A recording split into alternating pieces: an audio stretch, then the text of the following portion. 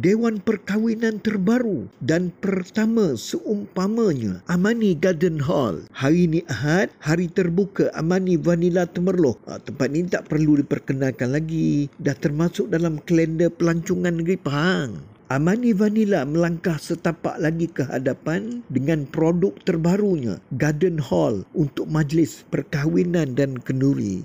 Istimewanya Dewan Terbuka ini, pertama kita dapat view yang cantik seumpama dalam taman, dan kedua, Dewan ini yang luas dengan kapasiti 500 orang pada satu-satu masa. Lagi kelebihan memilih Dewan ini, ia disertakan pakej lengkap. Lengkap maknanya ditawarkan juga catering untuk kenduri, termasuk makanan pengantin, butik untuk persalinan, solekan pengantin, juru foto, PA system beserta DJ dan lain-lain. Paling penting, parkingnya yang luas dan dibekalkan sekali dengan 3 orang anggota rela. Pendek kata, seperti pepatah orang tua-tua, penyewa hanya masuk basuh kaki saja. Hari ini, tetamu diberi peluang merasai keenakan masakan catering kenduri dari vendor Amani sebagai percubaan. Ada nasi minyak ayam merah, biryani Pakistan, aiskrim, dessert pencuci mulut dan keropok lekor Terengganu. Semuanya termasuk dalam pakej. Jadi, bagi yang ingin menyewa untuk majlis keramaian, tak kiralah seperti kenduri kahwin, pertunangan, reunion, mesyuarat agung dan lain-lain perhimpunan, bolehlah berhubung terus dengan pihak Amani Vanilla Temerloh untuk tempahan.